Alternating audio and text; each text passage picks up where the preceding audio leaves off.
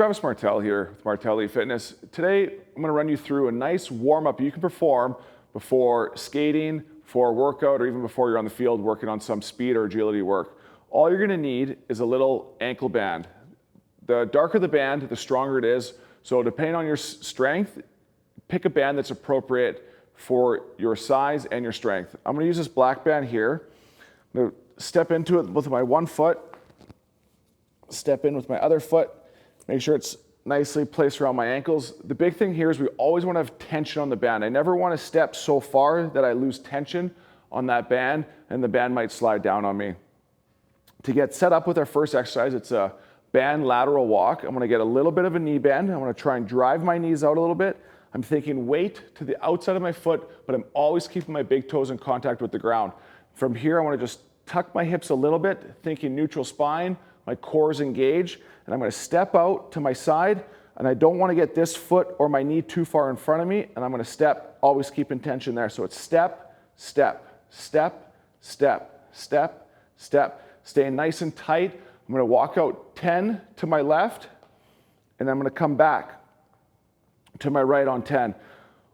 Big thing I see with our younger athletes especially is they're going to step out to here, and they're going to keep all their weight on their trailing leg, and then they're going to come in through here. So it ends up looking like that. It's very like jittery. And so we want to make sure that they're solid and my entire body is moving over top of my foot. So it's 10 out, 10 back. The next one we're going to do right away without rest. So we're going to do our forward walks. We want to get up on the balls of our feet. Heels are going to stay elevated the whole time. Think that you should be able to get a hockey card slid underneath your heels and the ground. And I want to stay parallel. So imagine you're walking on a set of train tracks. Same tuck underneath, that core is engaged. Stepping, staying on the ball of my foot, stepping. And I want to be as stable as I can as I'm going forward. I'm going to perform 10 steps per foot forwards, stay on the ball of my foot. I'm going to perform 10 steps going backwards. Once again, always keeping that band tight. As you step, the band's going to try and pull your foot in together. So as I step forward, the band's going to want to try and pull my foot in line.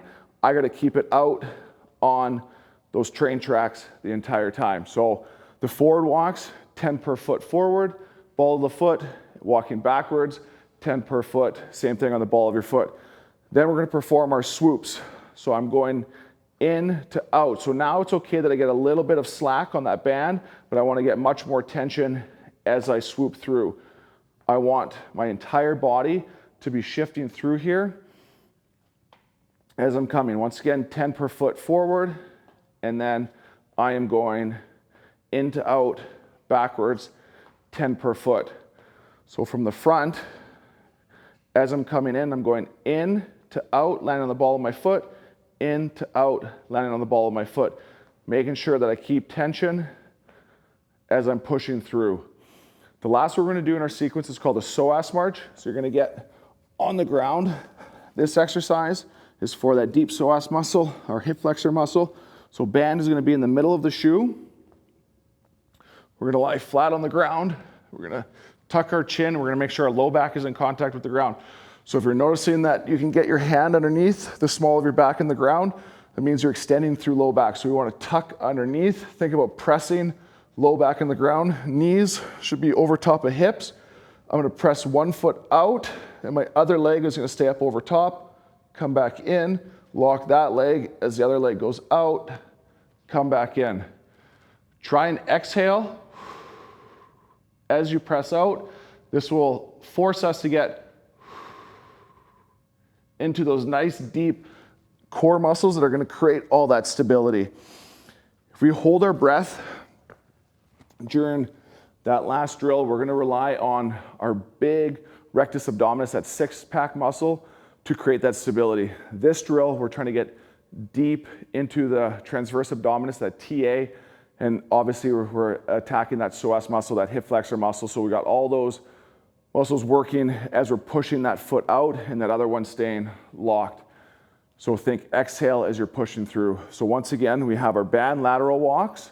We have our band forward, back walk, stand on the ball of your foot. We have our swoops, once again, forward and backwards, stand on the ball of the foot. And then the last one is that psoas march.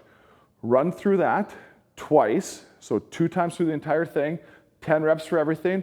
That should take you no more than 5.5 minutes. And when you're done, your glutes are going to be burning and they're going to be ready to go for whatever you have planned for your workout for that day, whether it's on the ice or in the gym. If you enjoyed that video, please like and subscribe so you can receive other great videos to help you become a more dynamic hockey player on the ice.